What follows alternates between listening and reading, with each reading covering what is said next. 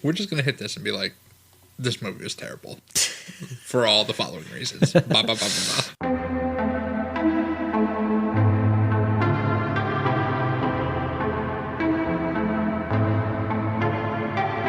Hey, sports movie fans, NFL draft fans, what is up?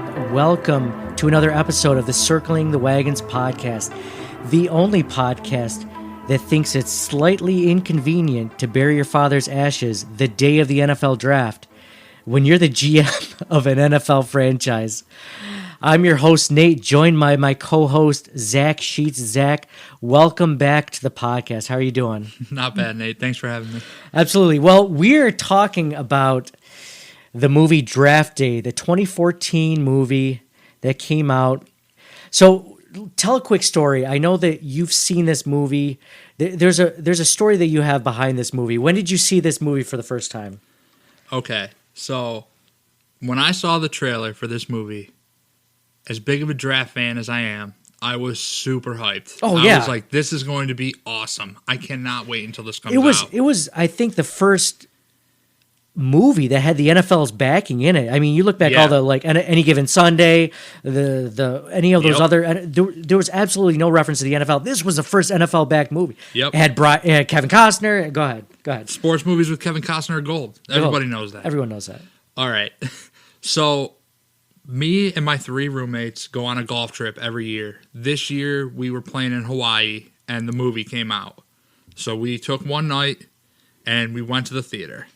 I was super jacked up, super hyped, ready to go, ready to watch this movie. And it came out during draft, like around the draft time. Yep. A couple weeks. We went in March. So yeah, it was about a month before. Mm-hmm.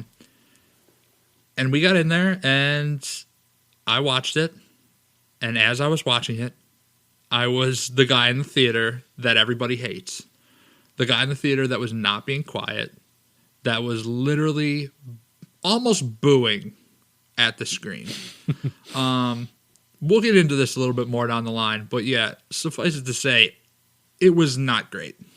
Did you get any looks from people in the audience? I mean, I'm sure I did. It was dark, so I couldn't see them, but I'm sure I did.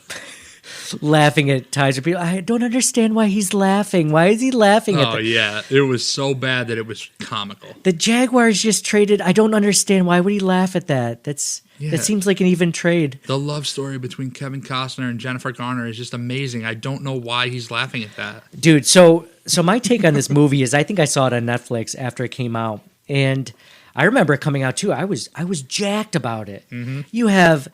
You have, first of all, this movie could have been so much. Not to give away our thoughts on this movie, but this movie... I think I did that already. And I didn't disagree with you at all. No, Zach, it was okay. No, I think this movie could have been so much. I mean, like we mentioned, it was the first movie that I've ever seen. You know, that includes like even the funny movies like Necessary Roughness, other NFL movies.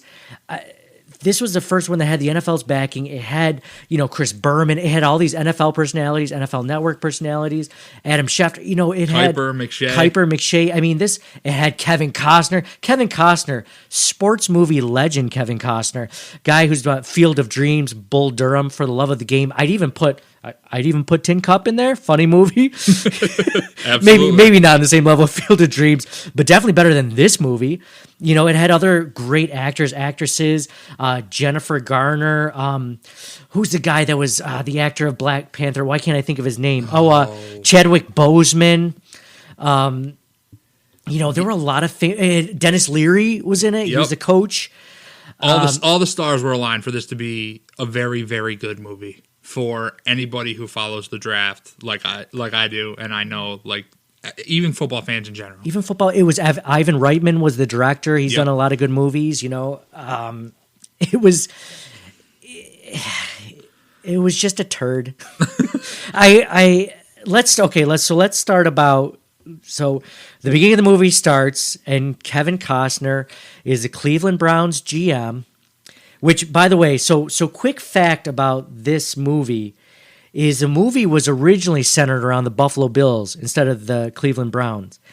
But the studio changed it to the Browns because the production costs in Ohio were cheaper. And I know, as a Bills fan, I know I was paying attention to this because before this movie came out, they were talking about a draft movie where Kevin Costner was going to be the GM of the Bills. And you're like, let's go. This sounds amazing. And then it found out that they were going to do it in Cleveland because it cost infinitely less. By the way, was that whole movie? It couldn't have been shot in Cleveland, right? I mean, most of it took place in a building. Yeah. Like, what if Cleveland was specific? So, speaking of the beginning of the movie, what are they doing in that abandoned water park? That must have been in Cleveland, I guess. But I mean, everybody knows day of the draft, the GM meets with the owner. Of course they do. Of course. But not everybody knows that the Browns do it at an abandoned water park. Abandoned water park. In April, mind you. This isn't summer. Oh, yeah. This is Ohio, Cleveland in April. And there was no discussions apparently previously to what the Browns' plan was going to be that day. The owner finally came to Kevin Costner, the GM, and said, "Hey, I want you to make a splash today." He hadn't discussed this with him previously. There was no plan of action. So that was my first Yeah. All that scouting you've done for the last year, just throw it out the window today because this is what you know how you haven't been scouting the top quarterback because you didn't think he'd fall to you? Yeah. Well, now you have to do a little bit of research. So the Browns have the number 6 overall pick, right? Correct. And the GM of the Seahawks calls. He's like, "Hey, do you want this pick?" And the Browns, they're shopping number 1. Yeah, exactly. The Seahawks have the number 1 overall pick. They're shopping it. They call Kevin Costner. "Hey, do you want this pick? It'll cost you this and this." And he's like, "Nah, I'm good." They asked for pick 6, a first rounder next year, and a third rounder next year, which it's not that terrible of a trade when you think about it. No, to jump from 6 to 1 to draft obviously your franchise quarterback. No, it was actually one of the only trades there that was offered that was pretty realistic. Kevin Costner scoffs at it. He says, "I'm not going to overpay. Absolutely not." Mm-hmm. And that's the end of that. And then he has a conversation with the owner at the abandoned water park in Cleveland, who says, "I want you to make a splash, and what that means is I want you to draft a quarterback. And you have to do it, or else I'm going to fire you." You have to draft specifically Bo Callahan. Yes, as a quarterback. So then Kevin Costner, reeling, has to call Seattle back, and basically the Seattle GM said that deal's off the table. We live in a different world than we did 5 minutes ago. 5 minutes ago when you called, price just went up, and the price went up, and they said, "I want your number 7 pick and your 2 first-round picks the next year and the year after that." And naturally, Kevin Costner agrees because he likes his job as the Cleveland Browns GM. Exactly. You know what bothers me? So you said it very correctly there. Throughout the entire movie, they say, "You want 3 first-round picks?" Well, the first one doesn't really count because you're moving from 6 to 1. So you're just swapping first-round picks. Yes. So that doesn't really count as giving away because you're getting a first-round pick. So if you're losing 3 first-round picks, you're technically getting 1. So the net loss is 2. Yeah, the language in this movie is atrocious. It's like from people that have never really watched the draft. So that's a common theme in all of this. They have no idea how the draft works. This movie is a Hollywood movie that also just happens to be with a backdrop of the NFL draft, essentially, right? Yes, which is incredible to me because the NFL gave its okay, and it makes this process out to be super simplistic. Yes. Like this whole movie takes place the day of the draft. So in one day. And there are so many things in this movie that happen months before that just it doesn't seem that way when you watch the film. Yeah, no, it doesn't. So Kevin Costner ends up giving up his picks. By the way, so we were talking about the abandoned water park. Why did they go there? Did he own it? He kind of alluded to maybe he owned it, or just of all places. Why wouldn't you do it in the office? I'm sure his office is right down the hallway from the owner's office. I have no idea. I have no answer to that. This has to be offsite. It has to be that was a Hollywood part absolutely. of it. Like the GMs don't leave the office during this process. They sleep there Sleep overnight. there. It's Exactly. a 3-day process, and they sleep there along with all of their draft analysts and their scouts and their whole draft room and the owner. The Seattle GM was sleeping overnight. Yes, he Kevin was. Costner was sleeping somewhere else instead. Hey yo. Shout out to Jennifer Garner in the shower. Probably one of the best parts of the movie, by the way. So while they're at the abandoned water park, the owner says, Kevin Costner says, I got a quarterback. I don't need to draft a quarterback. I got Brian Drew. To which the owner says, well, he's a little weak in the knees. He got hurt last year. He hurt his knee, and that's why the guy says it. Like he has weak knees, so that's why he got hurt. We all know that. Have you ever heard that football term tossed around? You're a big NFL fan. Have you ever heard weak in the knees of a player? I feel absolutely not. No. It's like if a guy does have a knee injury, I mean, I don't think he's more prone to knee injuries. He just had one. Yeah. Exactly. So it's like he had a bad knee injury, so he's gonna get better. That's what happens. Like if the guy was 5-1 and he was that good and he had a knee injury, think of the equivalent. That's like Deshaun Watson. I think Deshaun Watson went like 5-1. Well, like the Texans aren't thinking, well, we have to draft a quarterback this year. No, they're like, we can't wait for Deshaun to get back. Yeah, and so we can win some games. So we're gonna draft every other player that we can best possible. Exactly. Yeah, except the Browns and Kevin Costner. So one line too he says at the water park, which I wrote down was. The owner says, the Cowboys have really great helmets. Like, what? No, everything about the beginning of this movie drove me nuts, but it didn't hold a candle to the middle and the end. Okay, all right, let's get to that. So Kevin Costner makes a trade.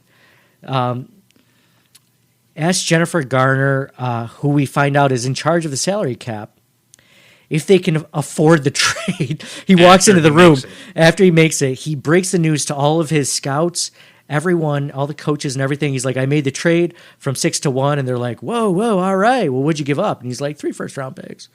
And they were like, oh, my God, you just ruined it. Yeah.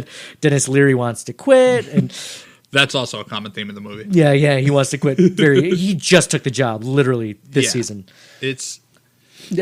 So he walks in and he gets on the board and he says, okay, we're going to draft Bo.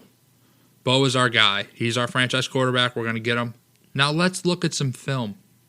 Let's look at some film and see if we can find any negatives on this guy that I just mortgaged all of our futures to go get because we haven't done that previously. And he's like, we haven't done that because I didn't think you'd fall on him. That's my fault. Okay. There are literally scouts looking at film and going to games for every single top prospect, every single year for every single team. Yeah. They don't just fly by to the seat of their pants and just decide not to watch the guy, especially not the number 1 pick in this draft. It is incredible. Guys fall. I mean, that's the way the NFL draft is. If you've ever followed it, guys that you would never think fall. Brady Quinn was supposed to go possibly number 1 overall, and he slid to bottom 20s, Cleveland. So it happens all the time. If you're at pick 6, or where were they? Pick 6 or pick 7? Yeah, pick 6. You have to at least know your top 6 or 7 players. You know, like it's just. So for you to not think that those guys would even fall there, I mean, he should be in your top 6 or 7. You should know him like the back of your hand. I mean, you should know way more than that. I'm not just saying just that. But you should have 6 guys you're in love with. But anyway, so now they're going to start doing some analysis on this guy. Yeah, some homework on this guy. They're going to call his college football coach, which always happens the day of the draft. Which always happens. Oh, speaking of the day of the draft, NFL draft prospects seem to call Sonny a lot. And just to say, hey, you going to draft me or not? I mean, that seems to be a common theme. They don't have their agents do it. They only call them themselves. If you don't draft me, I will fall into the teens, and I can't take a late teens paycheck, I think was the exact quote. From Vontae Mack. Yeah. Yeah, I can't take a late teen. Yeah. Which... the whole process, I don't understand. Which you can't take a late teens paycheck, which is what, at least $2 to $3 million a year? Yeah, exactly. Minimum? This whole it makes a mockery of the whole process. Yes. And I think that's what sits the worst with me on this whole thing is because the NFL gave its okay. Mm-hmm. why did the NFL give its okay to this movie when it makes the entire scouting process, the process of the draft, negotiating, bargaining, just complete, like almost a complete joke, like a couple day process, and like we're good. I don't know. They haven't figured it out from months in advance and figured all their and they made it. These guys, they're sharks. They need to do what's best for their team, so they don't care who their friends are. They don't care, their draft prospects. I mean, they're just a way for them to get to the next level. They're not their friends. They're not doling out. Kevin Costner's doling out life advice all the time. These draft prospects. Hey, enjoy the day. You only get drafted once. I think he said at least 5 times. Yep. You enjoy once to Arian Foster, who appears in this movie. Arian Foster, yeah. Who's the son of Terry Crews, which is another big name actor that we forgot to mention. Yeah, we forgot to mention that. Yep. Arian Foster eventually gets drafted by the Browns. So yeah. So they're going back and forth. They're talking to Bo's coach. They're doing all their homework. They call Bo's coach. Yep. And one of the scouts. I know where you're going with this. Go ahead. One of the scouts finds out that nobody came to this Bo Callahan's birthday party. 21st birthday party. At the University of Wisconsin, yeah. So basically, he didn't have any friends. And that was a red flag to them that they found out about 2 hours before the draft starts. Yes, roughly 2 hours. And so that makes Kevin Costner pause and think, maybe I don't want to take this quarterback with the first overall pick. Because his teammates may or may not have come to his 21st birthday party. Even though the guy's got eye-popping stats, he's an amazing prospect. But sorry. No. That was a huge red flag for them. So then once Kevin Costner gets off the phone with this other prospect that calls him, Vontae Mack says that this quarterback is a fraud, basically. Yeah. He's not as good as everybody says he is, and he says, watch the film when I played against them. Mm-hmm.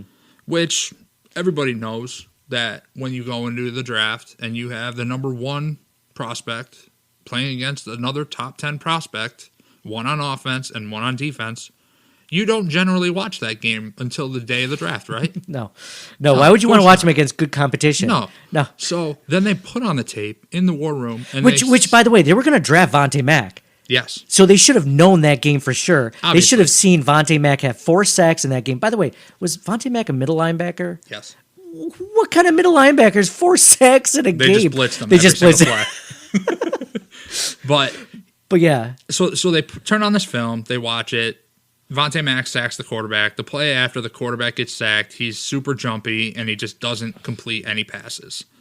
And so that makes another thought in Kevin Costner's head. Maybe Vontae was right, and this quarterback is a joke, and he is a bust. So maybe I shouldn't draft him.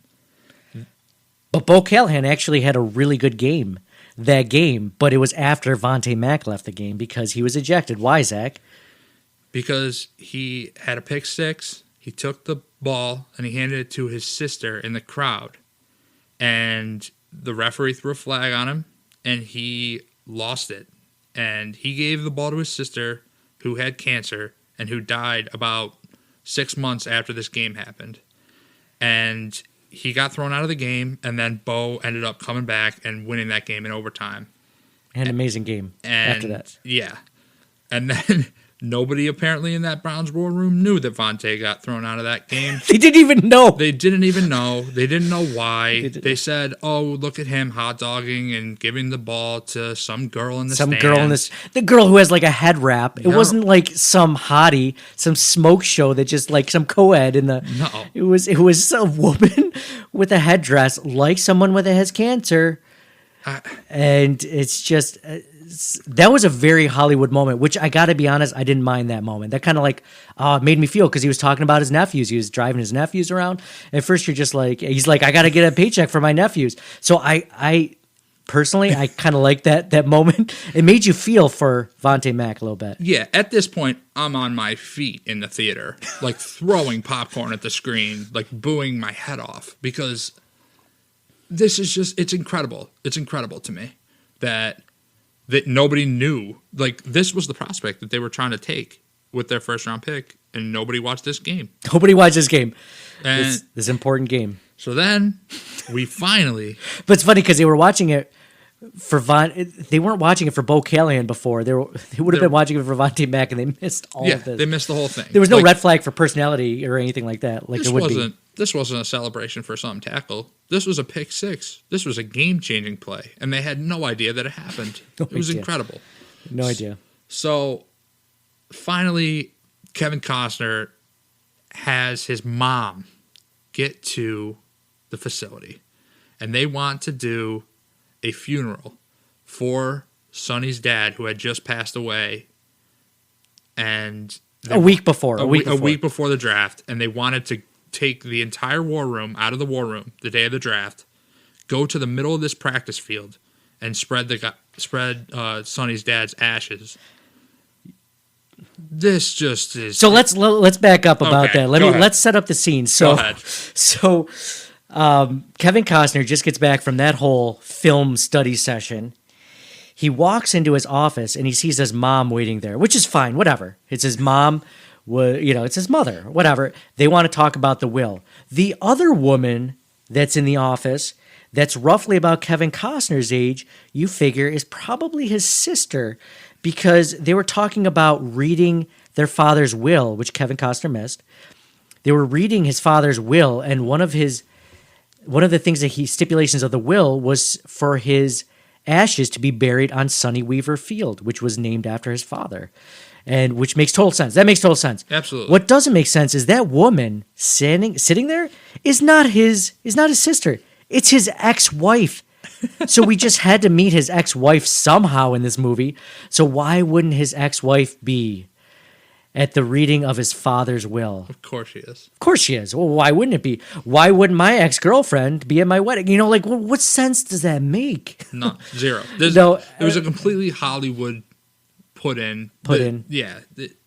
This whole part was completely Hollywood.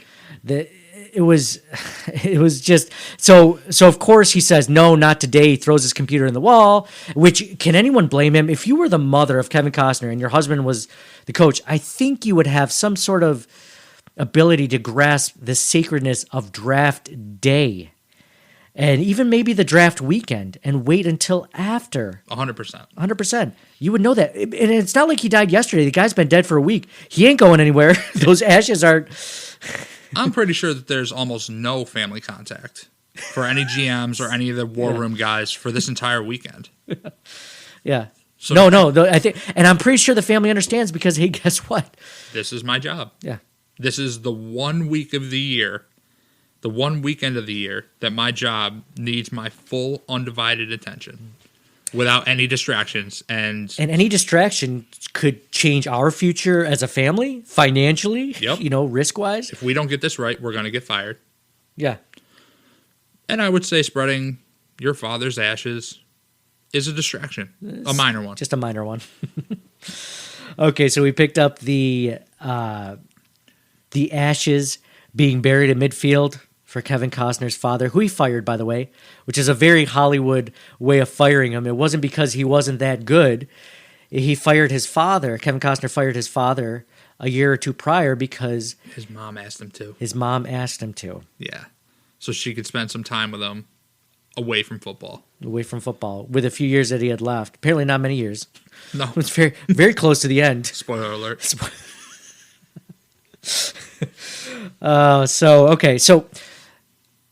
So Costner calls up. By the way, we were talking about Vontae Mack. He has the most ridiculous phone case, right? Have you ever seen somebody with a brass knuckles phone case? I mean, what was that? Really? Never in my life, but really? That's about right. That's about right. Yeah, I thought that was a little much, but go with that. What, are you gonna punch someone and make a phone call? Absolutely. Yeah. So, and that's not even the kind of guy he was. First of all, he wasn't like a thug. No, he was just a normal guy. If anything, he was actually like a guy, a sympathetic character, if anything. Oh, absolutely. So after Costner had made the trade with the Seattle GM, he calls him up after the trade and asks him, "Why were you willing to give away that first round pick? What's wrong with Bo Callahan?"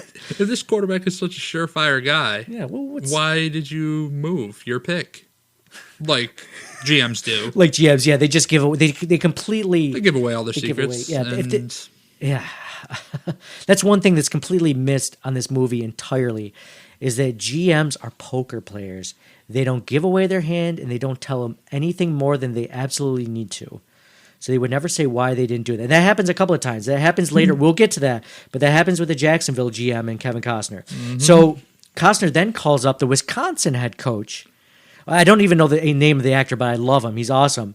And he just is the biggest prick to Kevin Costner, and I loved it. He's like, "You mean to tell me that you're not gonna pick up the surest prospect in the draft because no one showed up to his birthday party?" He's like, "Maybe one of the reasons why the cops didn't have any of their names is because they have respect for Wisconsin football players, and they don't want to see any of their guys get hurt over something stupid. Like, what was the reason why the cops even showed up to the birthday party? Because the cash register." Yeah, the cash register went missing. Oh, the restaurant, got robbed or whatever. Yeah. So the police just basically kept everyone. And that was the whole thing. None of the players were on the list of names questioned by the police. And so the guy pretty much puts Kevin Costner right in his place. He basically said, "Stop bothering me with Stop this bothering me with stuff." That. And then Kevin Costner's like, "Oh yeah, that was really dumb." So then the scout that brought up the restaurant, Bo Callahan not having any friends, comes to Kevin Costner again. He's like, "I got something more for you." And he talks about a playbook that it was like a sample playbook that all teams asked all the prospects to learn. And they taped a $100 bill to the back of the playbook. And so when they brought the playbook back in and the prospects were getting questioned by the team would bring up this $100, and the player would be like, "Oh yeah, like here you go," or "Yeah, that was a good one," like "ha ha ha." Yeah, or they would like, it was a test to see if they even looked through the playbook if they got to the $100 bill, right? Yeah, if they finished the whole playbook. Because if they didn't even read through the playbook, which is very possible, then they wouldn't have seen the $100 bill. So in that case, they would ask them about that, and they would say, "Oh yeah, sorry, I didn't even look at it." They would admit it, yeah, or whatever. And then one quarterback lied,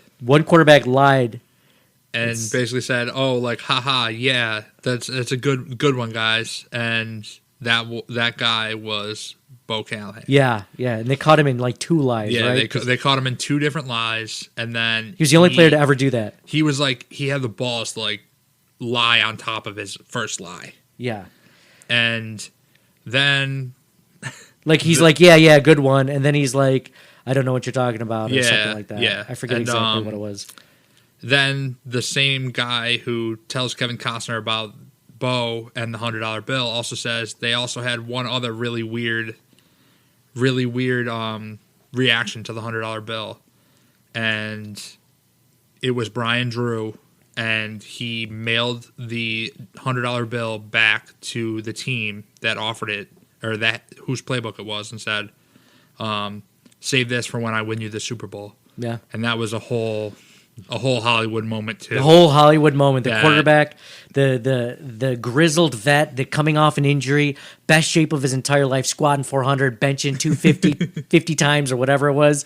You know, the actor from Smallville, right? Superman from Smallville. Yep. And he was another moment. So let me ask you a question. So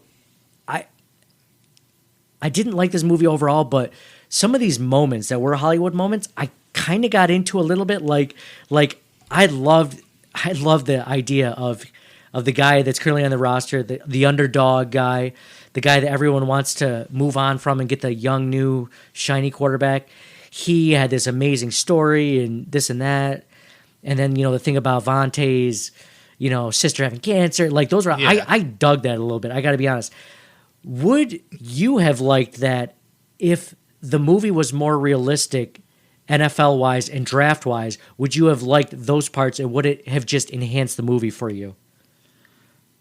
I think that it would have added a little bit to it for me, but I I don't know. Would you rather have had a movie that didn't have any of that crap? Yes. Okay. I was fully on board with this being a movie about the draft and the process, and it turned out to not be that. More like Moneyball, where it was just mostly. Yeah. But even Moneyball, I thought one of the most uninteresting parts of Moneyball was the backstory with the relationship with his daughters. Yeah, it was horrible. It was horrible, and it just detracted away from the story. Whereas I feel like this movie was an in between of like, hey, you want to have the feels, and we want to make this a real NFL movie, and it didn't do good at either. Whereas like you got to go all in on one. Don't do anything about the intricacies of the draft, and then just make it a full Hollywood or make it full. Draft. Moneyball version of the draft, and leave out all that crap, that is just made for Hollywood. Sappy. Some of the Hollywood stuff added a little bit to it, backstory wise, like the Vontae story. That was fine. I mean, and there are some stories like that in the actual draft. But let's just say the relationship between Jennifer Garner and Kevin Costner didn't need to happen. No, at all. That didn't enhance the story whatsoever. Nope. And the whole Daz Ashes thing, that didn't need to happen, in my opinion. Nope. So, I mean, when it comes to the backstory of the prospects, sure. But apart from that, I could have done without it. Yeah, you literally could have gotten rid of all of that. Everything. Him. All of us. He was gonna have a baby with Jennifer. Why was that important? You might as well tell me that the day of the draft. Yeah, exactly. You couldn't save that for tomorrow. No. You have to know today. Jesus. So we'll get to Jesus later, by the way. Okay. That's going to be an important part later in this podcast, believe it or not. So okay, we got to the $100 bill in the playbook. So we see Bo Callahan has some character issues, possibly. The Chiefs call up trying to trade for Brian Drew. So all of a sudden Kevin Costner's like, oh, you want Brian Drew, huh? Maybe that means that he's actually a good quarterback. If guys are, what do you want for him? This and that. The Bills are trying to trade up for the number one pick. They're willing to trade players and picks, to get to the number one spot to get Bo Callahan. And by the way, so I'm a Bills fan, and this is just a side note as a Bills fan.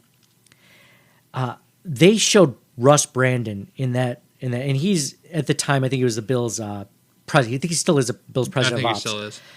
And around the time when Rex Ryan got fired, just not far after this movie came out, there was a lot of backlash. So the Bills got rid of their GM, they got rid of their coach, but Russ Brandon stayed. And you keep on thinking of like, why would they want him to? Because he was there the entire, extent of the drought. And I can't help but think I'm watching this movie, and he's in it trying to make a deal. And I can't help but think of how many people, Bills fans in particular, saw this movie, and they're like, here's this jerk, trying to make trades. He's obviously part of the front office making decisions. He needs to be fired along with Rex Ryan. So like subconsciously, I'm thinking this as a Bills fan, and I'm like, yeah, he wanted to be part of this movie, because the other guys were actors really for the most part. He was the only actual Bills front office exec. And so anyway, I just thought it's like an aside. I could see Bills fans. I was thinking that. I'm like, fire this dude. Anyway. Another thing that was not realistic whatsoever is Roger Goodell did not get booed when he came on stage for the beginning of the NFL draft. If you guys ever watch the NFL draft, you watch it this year or next year or any previous year, Roger Goodell always gets booed, even at the very beginning of the draft. Even though people are psyched about the draft, people love the NFL draft, he will get booed nonstop. Every pick of the entire first round, he comes out and announces it, and every pick, he gets booed. It is one of my favorite parts. I enjoy it immensely. It's I get excited just thinking about how it's going to happen in a few weeks.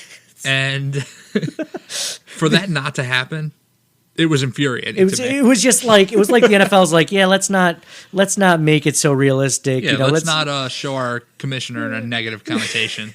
People that watch the NFL know that that's a complete lie. That's not how it works.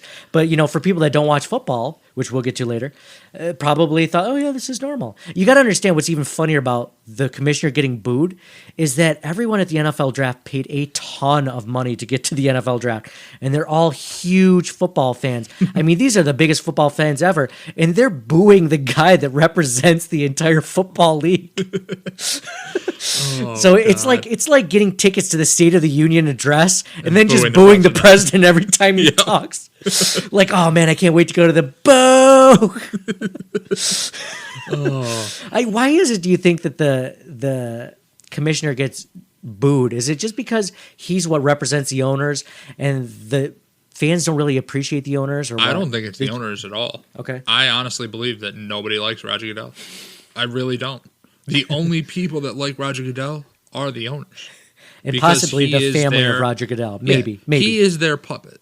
He is the puppet of the owners, and as long as he's there, the owners are going to still keep making money hand over fist, and everybody hates him for it. Because he can't figure out what a catch is. Oh, God. And anyway, we won't get into that. We'll stick to the movie, stick to the draft day movie. So the draft night is about to start. About to start. Yeah. Roger Goodell comes up, doesn't get booed, announces the Cleveland Browns are on the clock, right? Yes. So the clock starts. 10 minutes, ticking, 9:59, 9:58, 9:57. And all of a sudden, the Browns just went on the clock, and the announcers are talking about their pick not being in on time. Yep. Literally. Like within seconds. Like usually that doesn't happen until like it's a minute left and they're ticking down. If it ever happens. Yeah. Also, Sonny is not in the draft room. It's not in the draft room. He's in his own office, just kind of chilling, taking stock of what's going on. And yeah, we're on the clock. We have 10 minutes to make a life-altering pick, and I'm not even going to be in the room with any of my guys. Why would I be there to make any last-minute discussions? Nope. It's, then the pick comes in. And... Wait. Dun, dun, dun, dun, dun, dun, dun. Pick is in. Who did the Browns select with their number one overall pick, Zach? The number one overall pick that the Cleveland Browns selected in the draft after trading up from number 6 to number 1 and giving up 2 first round picks and swapping firsts. Vontae Mack, middle linebacker, Ohio State. So he drafted the guy that he was going to draft originally, before he gave up all those picks to go to 1, at 1, instead of just waiting to draft him at 6 and giving up no picks. And he drafted a middle linebacker first overall, which will never, ever happen. It has never happened, as far as I know. In the history of the world. The best middle linebackers, I think that, top 10 maybe? Like Luke Kuechly. Yeah. Probably the best linebacker in the league right now. Was he 10, 12? Yeah. He wasn't number 1 overall. No. It's Ray Lewis wasn't even he was top drafted 10. Like bottom of the first. 26, I want to say. Yeah, I think they said it in the movie. He was in the movie. They did. Yeah, it was like 26. Exactly. Middle linebacker, never. No. So Kevin Costner calls his pick in from his own office. Then he goes down to the draft room after it gets announced, and the entire draft room is just losing their shit. Mm-hmm. And they were losing it. They said they can't believe he gave up this much to draft a middle linebacker, and the coach is losing it. We don't have a future anymore. I quit. I quit. And then a piece of paper falls out of Sonny's pocket, and it says Vontae Mack, no matter what, that he wrote down at the beginning of this movie in his house. Mm-hmm. So before he made that trade. Oh, after he found out he had a baby. Yes. He was going to have a baby. Yeah. At Jennifer Garner's house, in her kitchen, Vontae Mack, no matter what. So that was his plan. He was going to do that the whole time. He had a plan. And then... Oh, he stuck to the plan at least. He stuck to the plan. And gave up all their future. Gave up their entire future and got the owner. The owner is pissed. So he was at Radio City in New York, ready to hand Bo Callahan his number 1 overall jersey for the Browns. Sonny drafts Vontae Mack, and the owner just bails. He just gets on a plane and flies directly to Cleveland to... I'll see you in an hour. Yeah, what we assume is to just fire Sonny immediately.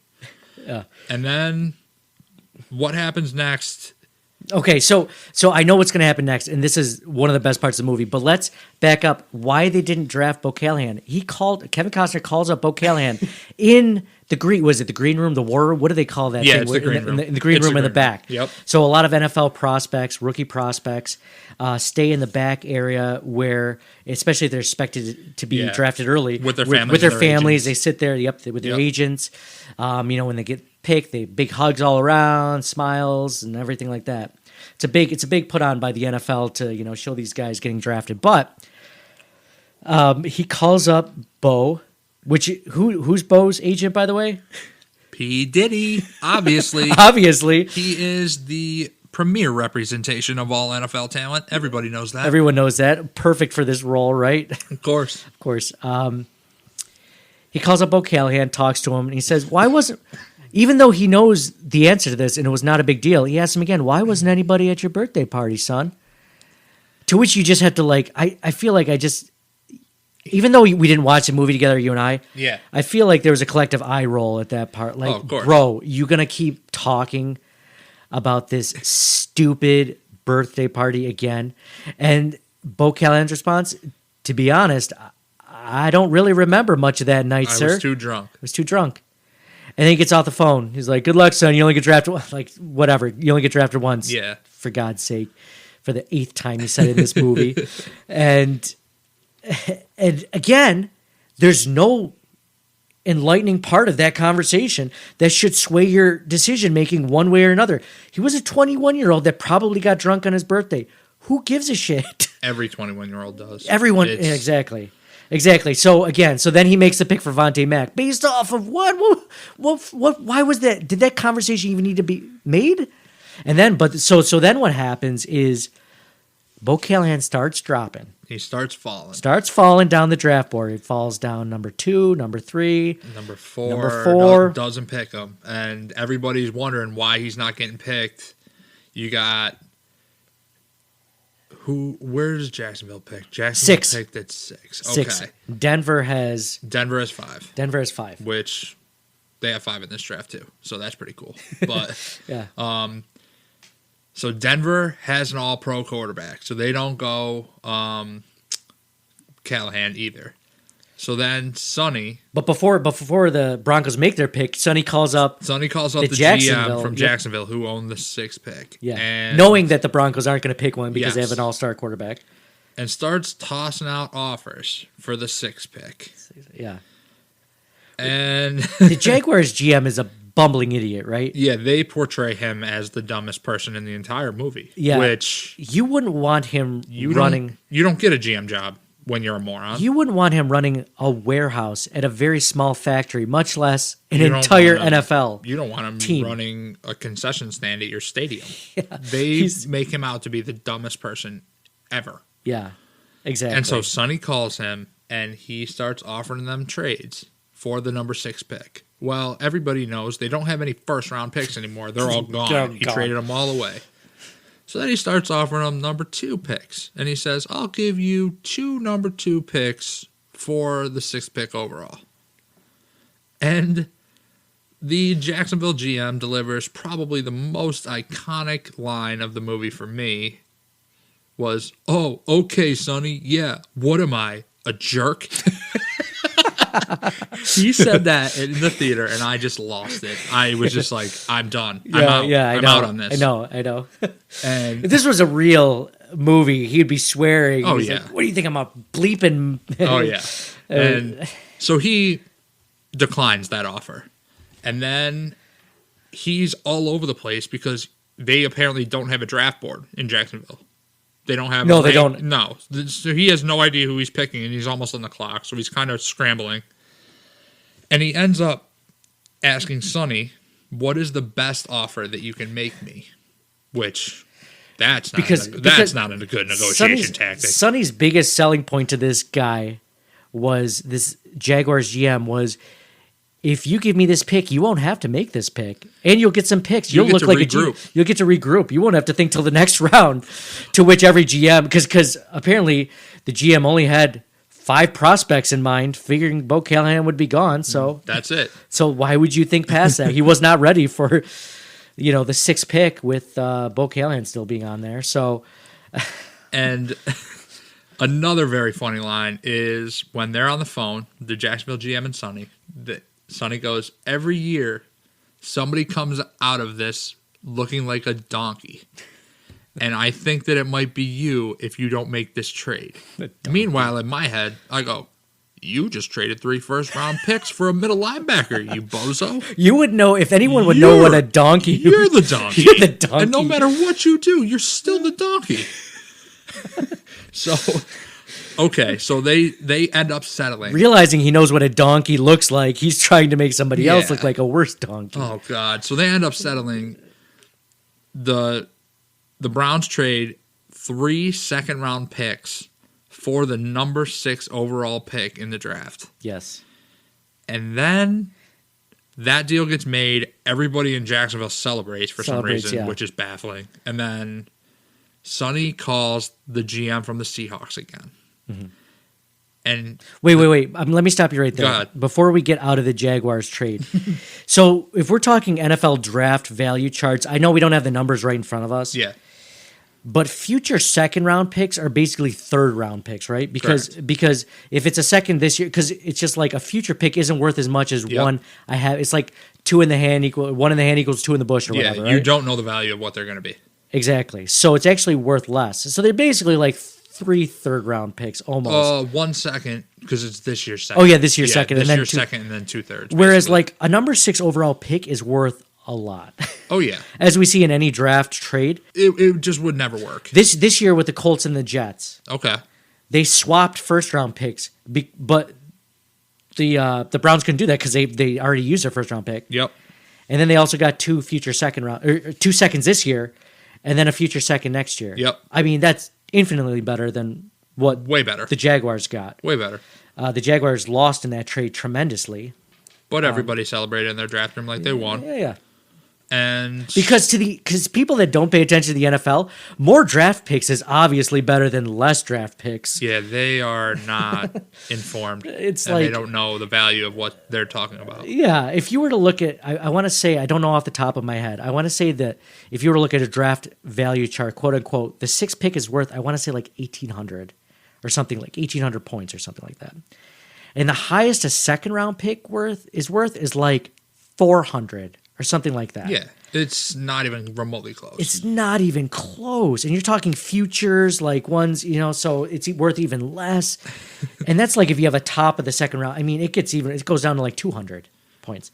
So it'd take like 8 second round picks to equal the 6th overall pick. Anyway. So pretty much, now Cleveland has the 6th overall pick. And Sonny calls the GM from Seattle. And the Seattle War Room is going nuts. They're celebrating. The guy that they wanted at 1 is falling. They already have 2 extra years of first-round picks from the Browns, and they still might get the guy they were going to take at 1 at 7. Because they don't think Cleveland is going to take him. No, Kevin Costner's not taking Bo Callahan now. No, they think that the Jacksonville guy, the Jacksonville still had the pick. That's right. They think Jacksonville's good. And he said because that kid was a rookie GM that he was going to screw it all up or something like that would be possible. Yeah. And so now Costner calls down there and he goes, "No, I have the pick. I just made a trade with the Jags." And then pretty much all hell breaks loose. They go back and forth with trade offers. It's very hilarious because Kevin Costner uses the we live in a different world than we did 5 minutes ago. 5 minutes ago, yep. The line back. And then he switches it up. And so basically what ends up happening is Kevin Costner demands to move that Seattle give him all 3 of his first-round picks back. Yeah. To move from, or all 2 of his first-round picks plus the 7 pick. Mm-hmm. To move from 7 to 6. To move 1 spot. Absurd value. Absurd. Ridiculous. Would never, ever, ever, ever happen. And so in this whole thing, like this can't be lost on us. I have to bring this up. This whole thing, like the beginning of this movie, which was literally 10 hours earlier, 8 hours earlier maybe, Kevin Costner's a bumbling idiot when it comes to negotiating and getting picks. The end of this movie at this point, he's almost Donald Trump art of the deal sort of negotiator. I mean, he is boiler room, he is Wolf of Wall Street at this point. I mean, 8 hours ago, he couldn't, negotiate to save his life. Now he is demanding all of his picks back. He's got the guy, by the balls. He is the best negotiator that's known to mankind. And so he gets Seattle to agree to give him all 3 of his first-round picks back to swap 7 and 6 so that Seattle can draft Bo Callahan. And then he puts the guy on pause and says, what else do we need? And his entire draft room of the smartest football minds in Cleveland come up. They could say any player. Any player on the roster. And they say David Putney. David Putney. Who is a punt returner. David effing David goddamn Putney. And so then Sonny comes back on the phone and says, I want all 3 of my picks back and David goddamn Putney because I feel like it. And everybody was like, oh, we got him. He got him. Yeah. That's incredible. And then Seattle agrees for some ridiculous reason. Yeah. Seattle takes Bo Callahan at 6. And then, the feel-good story, another one of them, is Ray Jennings, who is a running back. His dad used to play for the Browns. Yep. He was a Browns legend. And now Ray Jennings, a.k.a. Arian Foster, gets drafted to the Browns. The Browns get all their first-round picks Which back. Dennis Leary, the coach, really wanted. He wanted what was his name? Jennings. Ray Jennings. Yeah. He wanted Ray Jennings really bad for his offense as a running back. So he gets what he wants. So he doesn't want to quit now. Costner gets what he wants. Costner gets what he wants. Devontae Mack. And everybody and all their draft picks back. Happily ever after, except for their seconds for the next 3 years. Jacksonville's got that. So for those that don't know football, if you're on the outside looking in, you think that's a great deal. Oh, they got a punt returner. But everyone knows that a punt returner is, unless you have the best one in history, they're useless. Yeah. I mean, they're special teams players, which is like what? So you're going to use them for 5-6 times a game? As opposed to a wide receiver who's on the field half the game. Let's get a punt returner. They could have said any position. Any position. They could have said any player. And they came up with a punt returner as a group. And everybody was like, yes. Give me a safety. Give me a guard. Anyone but a punt returner. A great idea. Great. The war room was like, oh, that's awesome. Let's do it. They might as well have said long snapper. We'll take your long snapper from you. It was just. And then they draft Ray Jennings. They have this party, the draft party that most teams do still have. Yeah. They introduce both players, and then the close of the movie is the Browns with Vontae Mack and Ray Jennings in the middle because everybody knows the rookies lead the team. Every time. Only rookies. not the 30-year-old guys that have been in the league for 10 years. No. And they're the rookies only. Pumped up in the tunnel, and they run out onto the field. With Brian Drew. As the quarterback. Ray Jennings is their running back. Vontae Mack is their middle linebacker of the future. And everybody lives happily ever after. And we all know the ending to that story. The Browns go 2-14 and have the number 1 pick. Number 1 pick in the NFL draft the next every year for the next 10 years. It was probably... not just the ending. Kevin Costner and Jennifer Garner. Oh, yeah. Make sure to let their mom know that they're a thing. For sure, and that they're going to have a baby, which she can't wait to be a grandmother at, 90? Yep. It's the best time to be. She was roughly 400 years old, and she was thrilled. The news made her so happy. It couldn't have been better. Just one last Hollywood ending for this movie. That was. It was completely useless. Useless. That was one of the single worst movies I've ever seen. Probably the biggest letdown for me personally. Yeah, I don't know if I've seen a worse football movie. No joke. And there's been some bad ones. Waterboy was better than that one. Little Giants. Oh, dude, Little Giants was a great movie in general. But no, so was Waterboy, by the way. Oh yeah, for sure. For sure. But it was just supremely disappointing. And I mean, I have a little cool story that I saw it in in Hawaii, and that was really cool and funny. You just want to like just brag to everyone that you went to Hawaii once. Like, we get it, Zach. Well, you can get on a plane. Good job. Well, and you can afford to go into a movie theater in Hawaii. Damn right. Okay, so that's our thought. I'm on the same thing as you. Like, just be a football movie if you're going to be because what they wanted to do, what they tried to do was broaden all bases. What we're going to do is we're going to give them just enough football that the average football fan was going to like. At least that's what they're thinking. The average football fan is going to like. And then we'll also give them all this Hollywood drama and cuteness and funny things like actually one of the best parts of the movie I thought, we'll get into a little bit later, was Rick the intern. Like, I actually thought he was kind of funny. So like they have those like funny guys in the background, this and that, and these stories like about, Vontae Mack's sister with cancer, the baby with Jennifer Garner, stuff that didn't need to happen but made Hollywood. Like, they didn't choose one direction. If they had chose to make it all Hollywood, or for you and I, especially being big NFL fans, football fans, and draft fans, like, just make it pure draft, like, it would have been so much better. But instead, they tried to meld the two together to get the biggest fan base possible, not swear a whole lot in it. And it was just, I think they failed. I think they failed for us as fans. Oh, they absolutely did. I don't even think there's a question. So, I mean, it was one of those movies. I watched it again because I knew we were going to do this podcast, but I have no interest in ever seeing it again. If I never see it again, it's fine with me.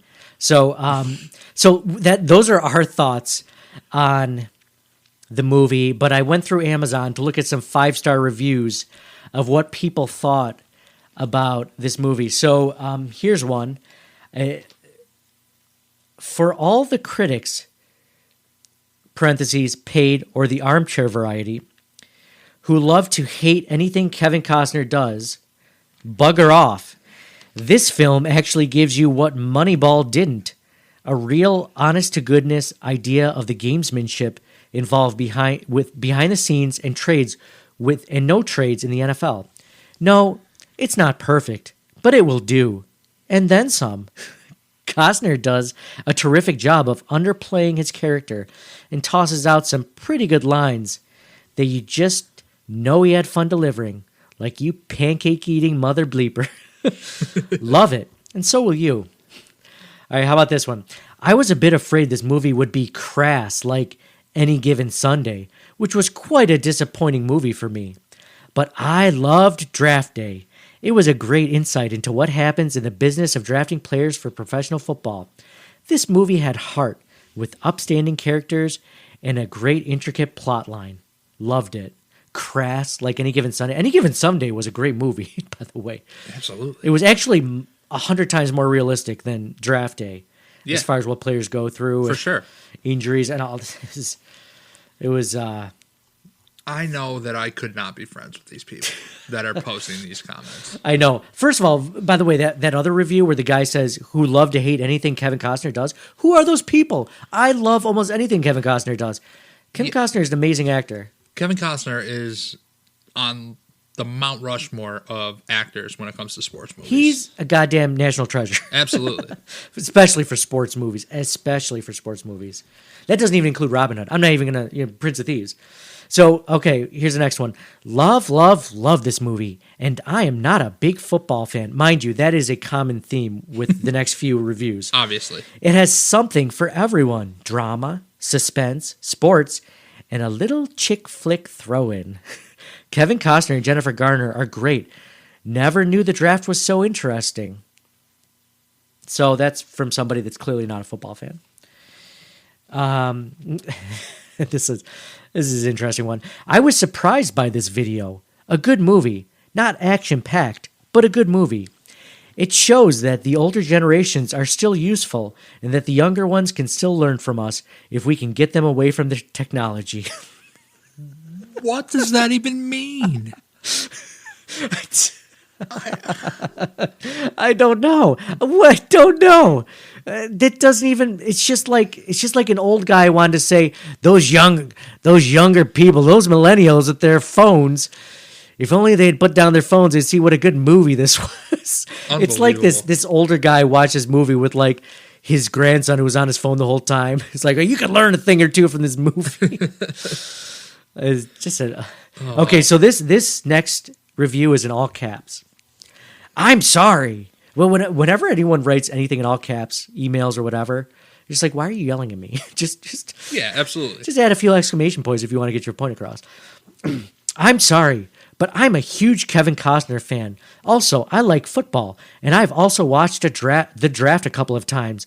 So, there you go. 10 exclamation points.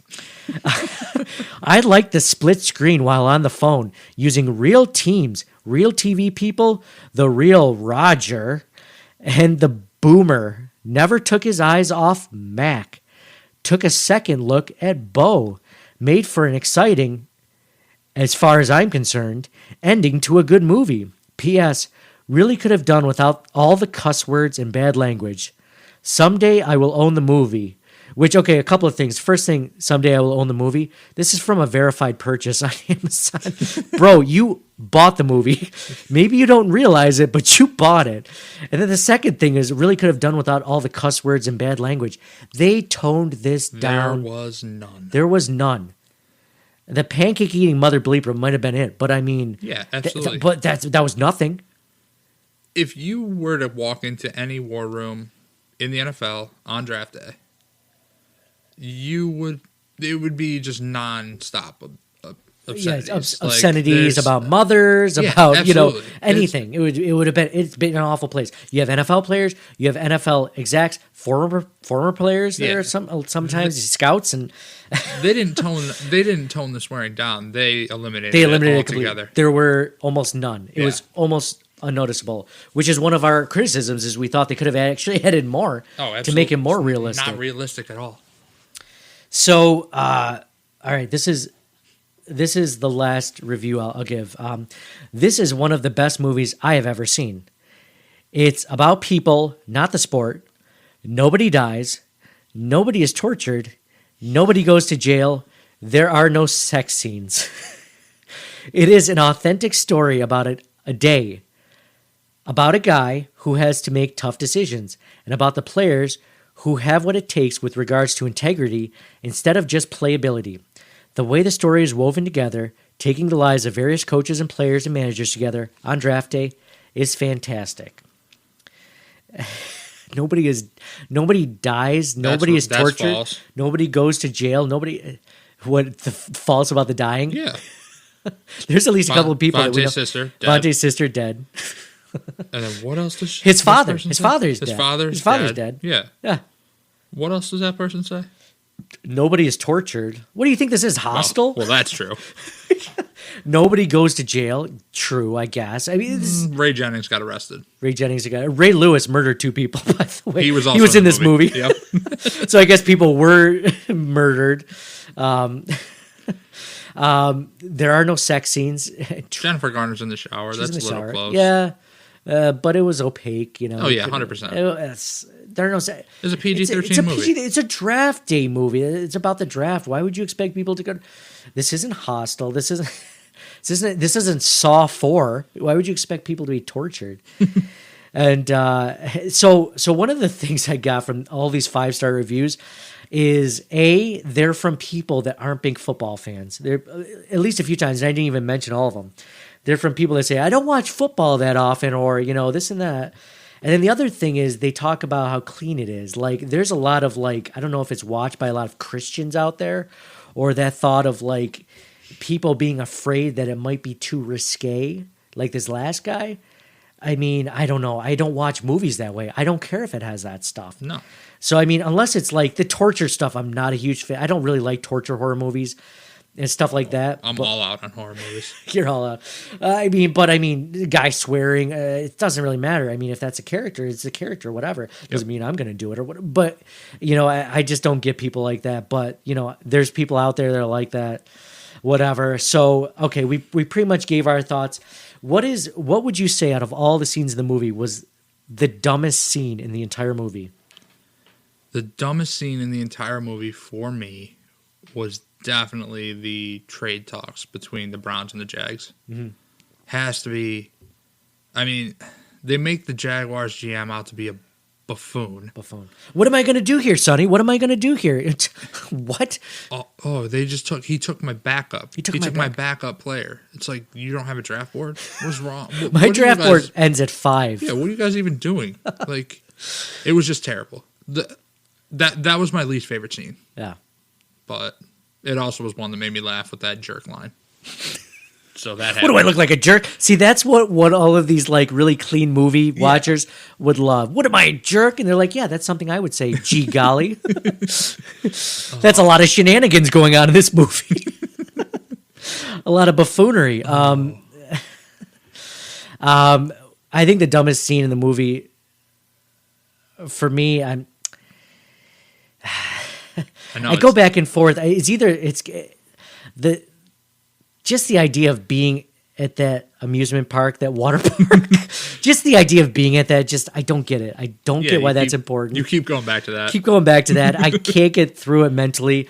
But also, calling Bo Callahan right before the draft, I mean, that was dumb. Yeah. There's got to be something else I'm missing, because we're a lot of dumb parts. I mean, honestly, the whole dad burial thing, that was... The dad burial thing. Okay, I changed my mind. It was the ex-wife being at the reading of the will. That ex-wife did not need to be in the movie whatsoever. No. She added absolutely nothing, except for the weird, this is my girlfriend, Jennifer Garner. This is my ex-wife. You guys are meeting each other. They didn't need to meet each other. This wasn't It was completely unnecessary. It was completely unnecessary. She was his ex-wife. She probably was out of the picture. She could have been out of the picture for years.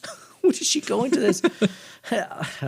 Anyway, so that was okay. So we talked about the dumbest scene in the movie. There were a few okay scenes. What was your favorite scene in the movie? Looking at it, my favorite scene in this dumpster fire of a movie was probably when Vontae Mack actually gets drafted. And you see a real reaction. Yeah. And that is what it's like for all prospects when they get drafted on draft day.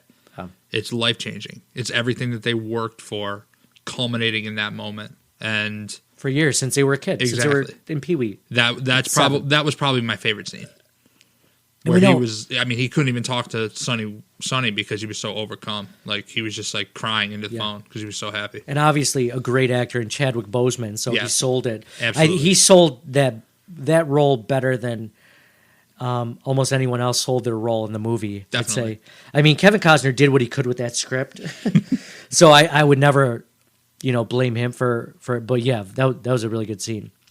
I think I mentioned this earlier, but anything with Rick, the nerdy intern, in it I was a fan of. Like when Kevin Costner's complaining about Jennifer Garner, and Rick's like, "Yeah, women." Or how about when Costner throws his computer through the wall and breaks it, and Rick is like, why would anybody do this? He doesn't know that. Yeah, Rick doesn't know that it was Kevin Costner that threw his laptop into the wall and broke it. I thought it was Kevin Costner's laptop. I had no idea it was Rick's. And he's like, why would anyone do this to me? Who would? I had my whole life on it. And then first of all, I'm like, you shouldn't have your whole life on your intern work laptop. That does not belong on there. No. But secondly, it was hilarious. Why would anyone do that?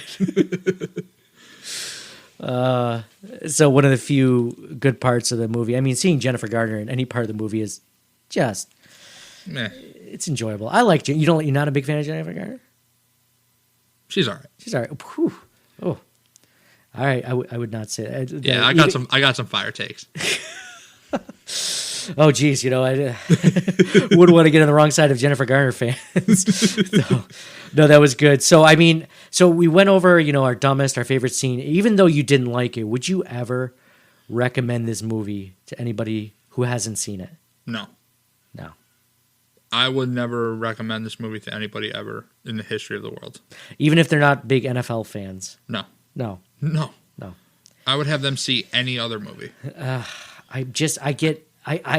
on the same page. I get so wrapped up because this could have been so much better. Nate, I give this movie 0 stars. It is legitimately one of the worst movies I've ever seen. And okay. Because it wasn't even good bad. It wasn't even like, No. this is so cheesy, dude. You have to see this. Just like Necessary Roughness is cheesy. Yeah. And it's a football movie. But I would recommend somebody see that movie because it's pretty Scott Bakula. Yeah, you know? I mean, I guess I just can't separate myself from the draft analyst person that I am now. And I know like everything that goes into it and what's actually like being done in the behind the scenes to make everything go smoothly on draft day. Yeah. And they simplified it so much that I was just like, this is terrible. This is just terrible.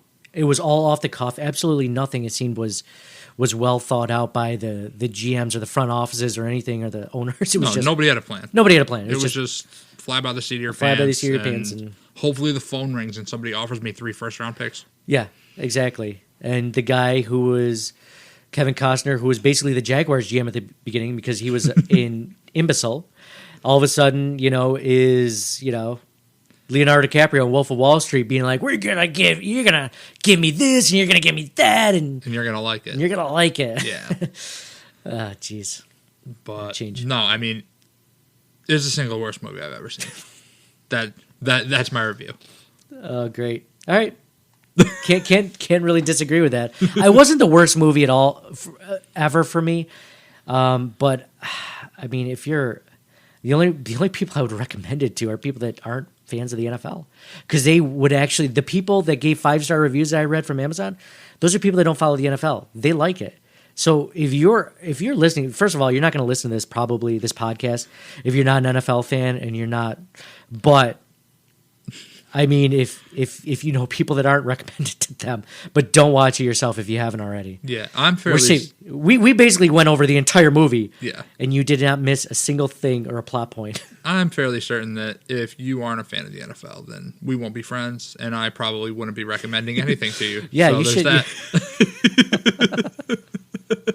And don't follow me on Twitter. No, you can still follow me on Twitter. That's fine. Oh man! All right, cool. All right, well, it was great talking to you with you, man. Great to talk. Yeah, thanks for having me on. Yeah, no problem. Guys, if you're interested, please check out our podcast. Subscribe, download the Circling the Wagons podcast.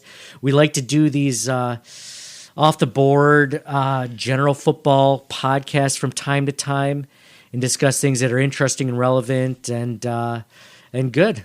All right, Zach, thanks. Zach, where can they find you on Twitter? Twitter at CALax12, all one word. And you can find us at CTW Pod. That's at Charlie Tango Whiskey Pod. And we'll talk to you guys again soon. Thanks for listening. Thank you for listening to the Circling the Wagons podcast. Download and subscribe to us on your favorite podcast service. Email us at ctwpod@gmail.com. That's Charlie Tango Whiskey Pod @gmail.com. Follow us on Facebook and Twitter at CTW Pod.